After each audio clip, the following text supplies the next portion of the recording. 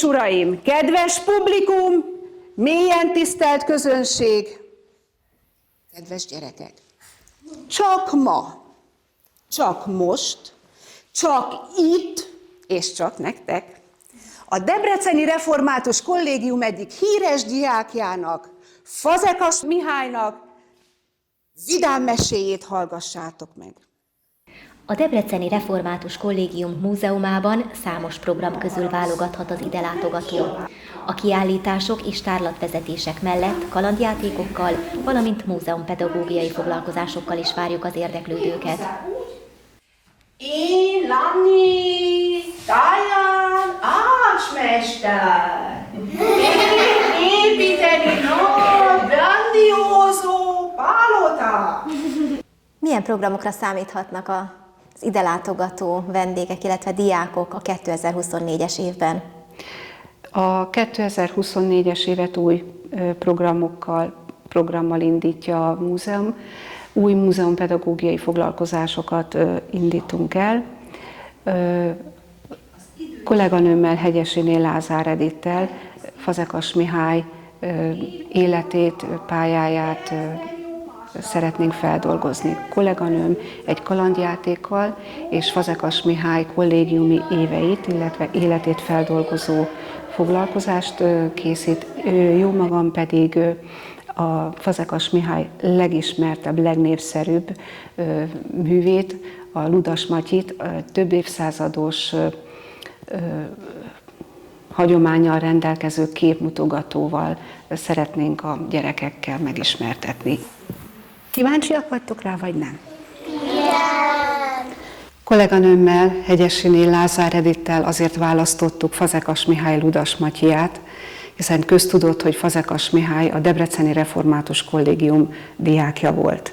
És ez az egyik legnépszerűbb műve, és minden korosztálynak mond és jelent valamit, minden korosztály élvezi.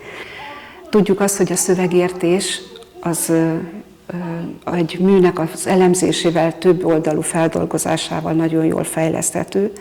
Ezért segítséget szeretnénk nyújtani a pedagógusoknak, hogy hozzák el a gyerekeket ide, és tekintsék meg magát a mesét, ugyanis a gyerekek nem csak hallgatói lesznek ennek a mesének itt a kollégiumban, hanem aktív résztvevői, azaz dramatizáljuk is a mesét. Úgyhogy erre nagyon sok szeretettel várjuk a pedagógusokat és az osztályokat. A mese meghallgatása után bemegyünk az emlékszobába, és ott megismerkedhetnek Fazekas Mihály festett portréjával, meg tudjuk mutatni az első kiadását a Ludas Matyinak, kis videón a Ludas Matyi filmet Sós Imre főszereplésével, illetve a rajzfilm, a híres Dargai Attila rajzfilm bizonyos részleteibe is betekinthetnek. De hát tudjuk, hogy Fazekas Mihály sokkal több volt, mint költő, tudjuk, hogy botanikus is volt, hiszen Diószegi Sámuellel Linné rendszere alapján írta meg az első magyar nyelvű fűvészkönyvet, amit természetesen meg tudunk mutatni a gyerekeknek. Megtekinthetik a gyerekek Fazekas Mihály saját kézírásos versét, és természetesen a portréját megnézhetik Csokonai Vitéz Mihálynak, hiszen tudjuk, hogy ők milyen jó barátságban voltak. És hogy hogyan vélekedtek a gyerekek Fazekas Mihály meséjéről, a Ludas Matyiról? Elfoglalt minket meg. Nagyon, nagyon jó volt. Azt tetszett nekem nagyon, hogy okosodtam. Nagyon tetszett, ahogy elmesélte a mesét, és ugye az egész vicces volt, élveztem az egészet. Ludas Matyi meg Döbrögi volt a kedvenc. Ludas Matyi azért tetszett nekem, mert nagyon furfangos volt, Döbrögi meg azért, mert nagyon nevetséges.